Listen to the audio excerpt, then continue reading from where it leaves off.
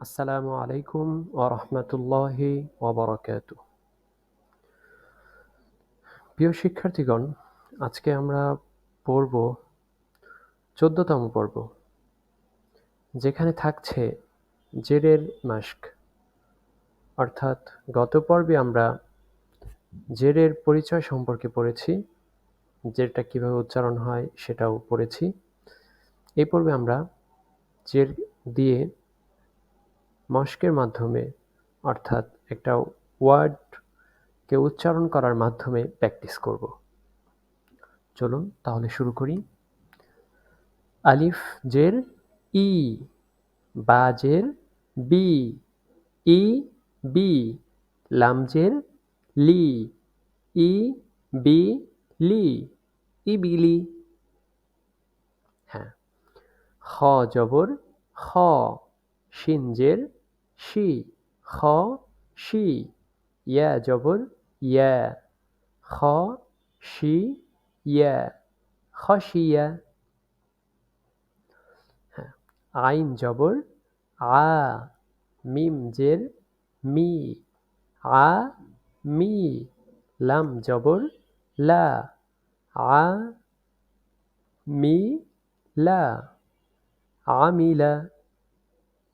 হ্যাঁ। নুন জবর না, সিন জের সি, না সি, ইয়া জবর ইয়া, না সি ইয়া, নাসিয়া।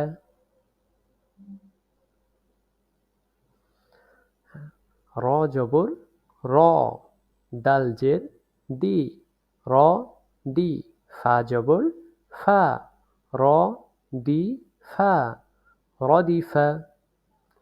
শিন জবর শা, র জের রি, শা রি, বা জবর বা, শারিবা।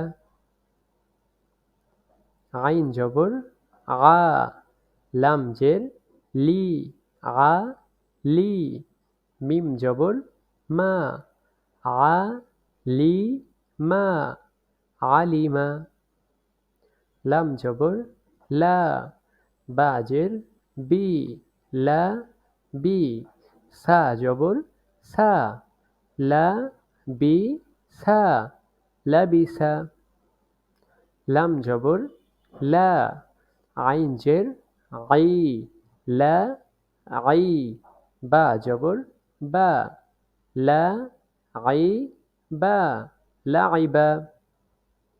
সিন জবর সা, মিম জের মি, সা মি, আইন জবর আ, সা মি আ, সামিআ। হা জবর হা, সিন জের সি, হা সি, বা জবর বা, হা সি বা, হাসিবা। লাম জবর লা, নুন জবর না, লা না, ফা জের ফি, লা না ফি, দাল জবর দা, লা না ফি দা, লানাফিদা। মাশাআল্লাহ। প্রিয় শিক্ষার্থী, আশা করি আমার সাথে বলেছেন। আমার সাথে বলে যদি মনে হয় যে আপনি পারছেন, তো আলহামদুলিল্লাহ। আর যদি মনে হয় না আরও পড়া দরকার, তাহলে অবশ্যই আবার বারবার টেনে টেনে পড়ার ট্রাই করতে পারেন। আশা করি মুখের জড়তাও কেটে যাবে এবং মুখটা খুলে বলার চেষ্টা করবেন। ঠিক আছে, তাহলে আজকের ক্লাসটি আমাদের এই পর্যন্তই। দেখা হবে পরবর্তী ক্লাসে ইনশাআল্লাহ। সেই পর্যন্ত ভালো থাকবেন, সুস্থ থাকবেন। আসসালামু আলাইকুম ওয়া রাহমাতুল্লাহি ওয়া বারাকাতুহু।